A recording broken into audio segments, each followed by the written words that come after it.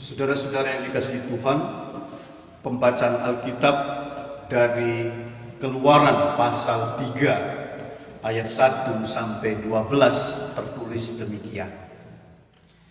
Adapun Musa, ia biasa menggembalakan kambing domba Yitro mertuanya imam di Midian.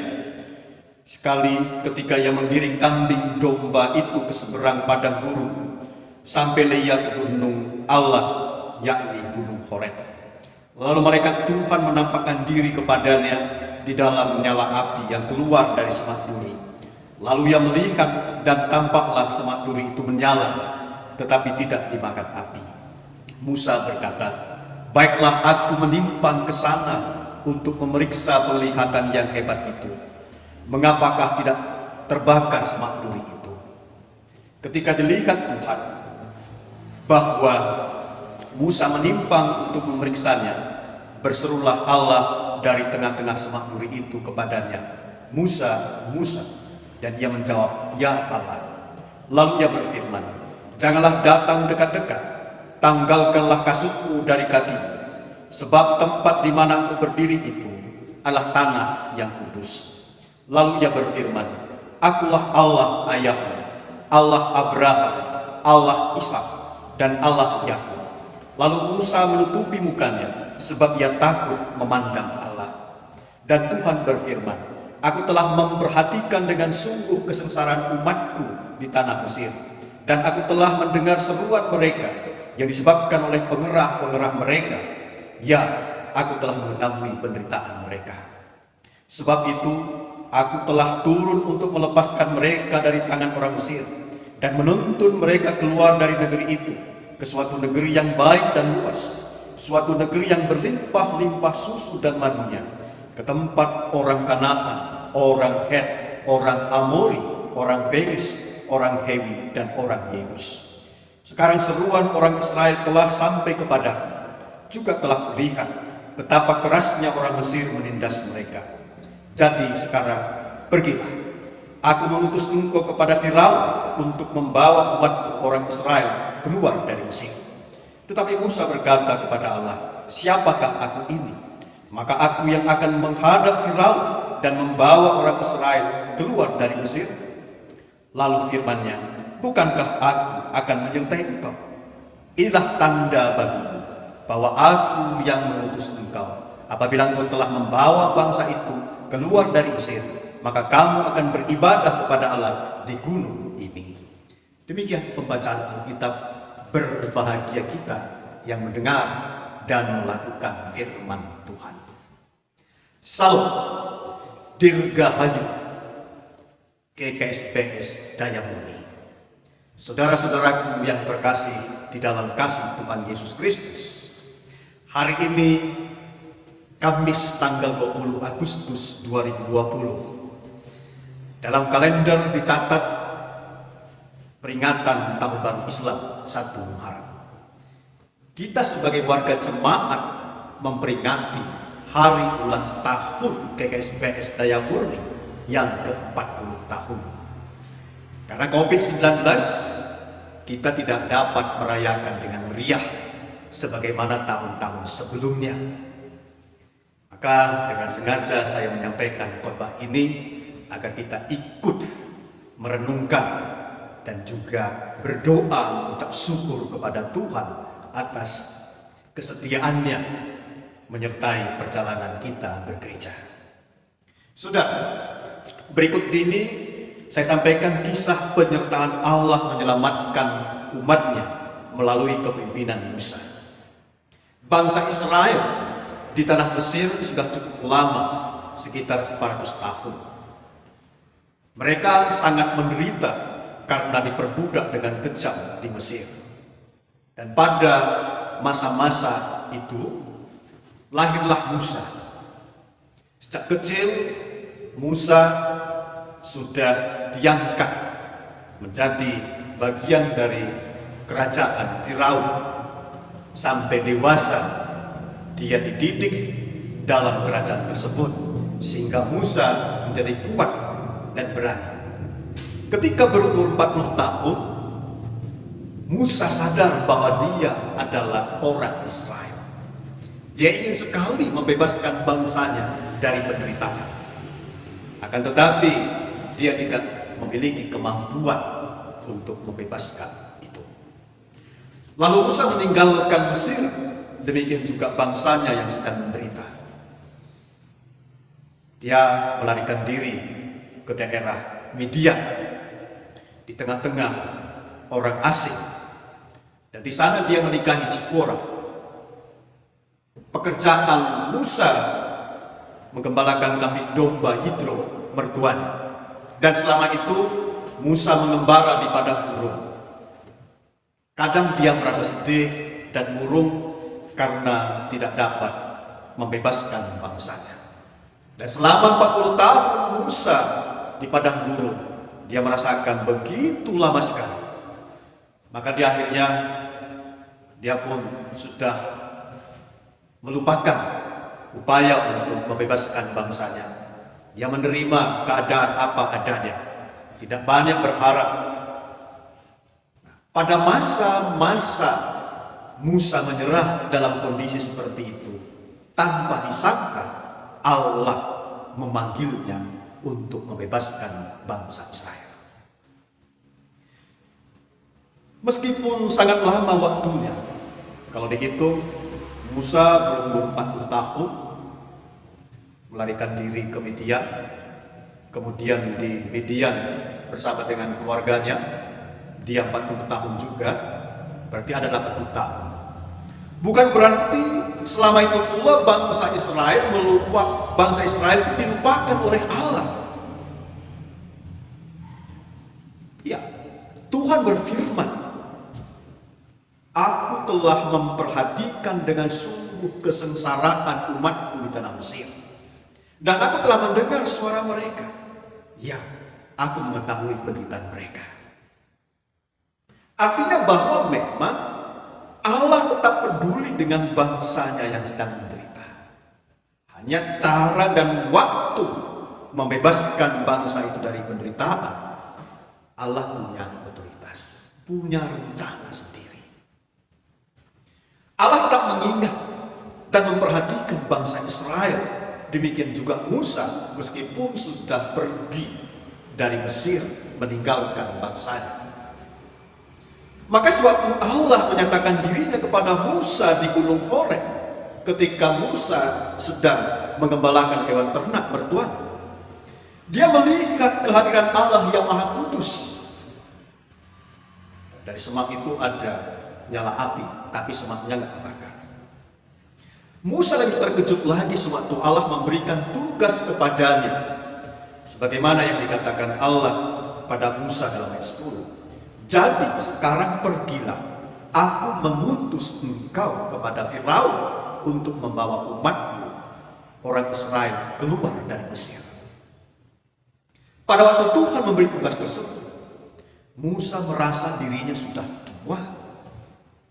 Kekuatan dan kecakapan maupun keberaniannya sudah berkurang. Usia 80 tahun.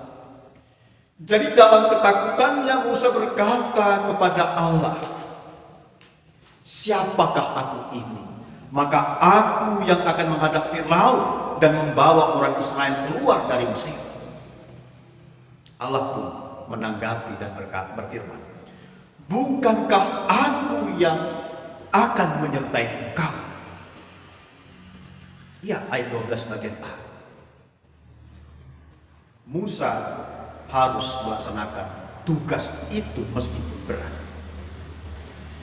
Namun meskipun Allah sudah berjanji akan menyertainya, tetapi Musa tidak berani. Dan ia memohon kepada Tuhan agar menyuruh orang lain saja yang patut untuk diutus. Allah marah kepada Musa. Lalu Allah menyuruh Musa untuk mengajak Harun kakaknya agar bersama-sama melaksanakan tugas pembebasan bangsa Israel dari penderitaannya. Ini yang dicatat dalam Keluaran pasal 4 ayat 13 sampai 14. Akhirnya atas penyertaan Tuhan dan kerjasama yang baik dengan Harun, Musa pun dapat melaksanakan tugas itu dan berhasil memimpin bangsa Israel keluar dari penderitaan. Meskipun perjalanan mereka juga mendapatkan tantangan dan berbagai macam kesulitan, harus menyeberangi laut Teberau, harus berjalan kaki di padang gurun yang panas, dan juga harus berperang melawan bangsa-bangsa yang menghalangi perjalanan mereka dengan segala keterbatasan yang ada, dan juga cukup lama, selama 40 tahun dari Mesir menuju tanah Kanaan yang dijadikan Allah penuh dengan susu dan madu, tempat yang makmur, damai dan sejahtera. Tetapi selama itu juga tetap Tuhan setia menyertai baik Musa sebagai pemimpin bangsa Israel, demikian juga bangsa Israel sendiri yang dipimpin oleh Musa. Saudara-saudara yang dikasihi dan mengasihi Tuhan Yesus Kristus, GKS Bethesda yang telah menjadi jemaat dewasa terhitung sejak tanggal 20 Agustus 1980. Dalam perjalanannya sebagai gereja di dunia ini selama 40 tahun, juga mengalami berbagai macam kendala, ada tantangan dan berbagai macam kesulitan yang dihadapi. Tetapi semuanya dapat berhasil dilalui. Bahkan Allah sendiri melimpahkan berbagai macam berkat untuk memperlengkapi GKS Bethesda Murni dalam melakukan tugas panggilannya. Allah membuktikan kalau Allah pada zaman Musa setia menyertai kepemimpinan Musa dan perjalanan bangsa Israel, demikian juga Allah tetap setia menyertai perjalanan jemaat GKS Bethesda yang murni. Sudah, seorang yang telah berusia 40 tahun biasanya memiliki kekuatan kuat untuk bekerja, memiliki kecakapan, keterampilan, pikiran yang selalu brilian untuk menemukan ide-ide bagus agar lebih maju lagi, dan juga memiliki semangat kerja. Bagaimanakah dengan GKS Bethesda yang murni berusia 40 tahun? Tentu juga diharapkan demikian. Tetap memiliki semangat di dalam melaksanakan tugas panggilan gereja untuk membawa seluruh jemaat ini hidup sejahtera di dalam kasih Tuhan Yesus Kristus. Kita patut bersyukur kepada Tuhan Yesus, kepala dan pemilik gereja, karena banyak hal yang telah dianugerahkan kepada kita. Meskipun terkadang terasa berat dalam melaksanakan tugas panggilan sebagai gereja, dalam perjalanan bergereja, berbagai kesulitan dan tantangan yang kita hadapi bersama, antara lain misalnya pada masa sekarang, dampak dari wabah COVID-19 ini. Untuk itu, mari kita belajar dari firman Tuhan hari ini, agar kita mendapatkan kekuatan, semangat yang baru untuk mewujudkan visi GKS Bethesda yang murni. Apa visi GKS Bethesda yang murni? Yaitu gereja yang beragam, bertumbuh, berkembang, dan berbuah di dalam Yesus Kristus. Dan berdasarkan firman Tuhan pada hari ini, mari kita perhatikan ada 3 cara Tuhan dalam menunjukkan penyertaannya pada perjalanan kehidupan gereja. Yang pertama, Tuhan setia. Bangsa Israel berada di tanah Mesir sangat lama, ada 400 tahun. Untuk sampai ke tanah Kanaan yang dijadikan Tuhan hidup makmur, damai dan sejahtera, harus menambah waktu lagi selama 40 tahun menempuh perjalanan dari Mesir ke tanah Kanaan itu. Meskipun terasa sangat lama, tetapi Tuhan tetap setia menyertai bangsa Israel. Demikian juga dengan 40 tahun perjalanan jemaat GKS Bethesda yang murni ini. Sejak perintisan mencari seorang demi seorang dari desa yang satu ke desa yang lain, orang-orang yang percaya kepada Tuhan, orang Kristen, dirintis, dibentuk menjadi kelompok kecil, lalu dibentuk menjadi gereja yang lebih luas lagi. Itu semua terjadi pada masa-masa transmigrasi dengan sangat terbatas, banyak kesulitan yang dihadapi. Lalu dari beberapa persekutuan gereja yang telah dibentuk, jadikan satu menjadi jemaat yang dewasa hingga sekarang ini. Kita dapat merasakan bahwa Allah tetap setia menyertai, sebab Dia adalah Tuhan bagi setiap orang, bagi seluruh bangsa. Tuhan tidak berubah dari generasi yang satu ke generasi berikutnya. Tuhan tidak pernah berubah dari masa ke masa, sebab Dialah Tuhan yang setia. Yang kedua, Tuhan tetap peduli dan berbelas kasihan. Kalau kita perhatikan umat Israel ketika berada di Mesir, hidup mereka sangat menderita. Mereka diperbudak oleh Raja Firaun. Apalagi saat itu tidak ada yang memimpin untuk membebaskan mereka. Harapan untuk masa depan hilang akibat tekanan dan penderitaan yang semakin berat. Tuhan Allah mendengarkan teriakan mereka. Maka melalui Musa Tuhan menjawab umatnya ini. Inilah bentuk kepedulian Allah yang berbelas kasihan kepada umat pilihannya. Sudah, wabah COVID-19 sekarang ini menjadi masalah bagi masyarakat dunia. Semua kita mengakui. Dan juga kita merasakan waktunya sangat lama, karena hingga sekarang pun belum berakhir. Menjadi masalah berat dan rumit bagi semua orang. Berdampak bagi rasa aman, terganggunya rasa kenyamanan, rasa damai, kesejahteraan pun terusik, demikian juga kesehatan terancam. Pada sisi yang lain, program-program gereja pun banyak yang terhalang di dalam pelaksanaannya. Pada masa-masa sekarang ini, kita semua diuji. Banyak orang datang kepada Tuhan, tetapi tidak memiliki kesabaran, tidak memiliki ketekunan, dan juga tidak memiliki iman yang kuat untuk menanti pertolongan Tuhan. Tetapi dalam hal ini, saudaraku, saya mengajak kita semua, kita harus tetap menanti Tuhan dengan sabar. Menanti Tuhan dengan sabar. Pasti suatu saat akan berakhir, sebagaimana kepedulian dan belas kasihan Allah kepada bangsa Israel. Lalu yang ketiga, Tuhan menuntun. Saudara, rencana strategis ataupun Renstra GKSB Daya Murni tahun 2018 sampai 2023 ada 7 misi atau 7 tugas yang akan dan sudah kita lakukan bersama dalam proses, yaitu agar dalam hidup seluruh warga jemaat sungguh-sungguh menerima Yesus Kristus sebagai Tuhan dan Juru Selamat, menjadi gereja yang kuat. Kegiatan-kegiatan persekutuan yang diselenggarakan semakin semarak, kehidupan warga jemaat semakin sejahtera.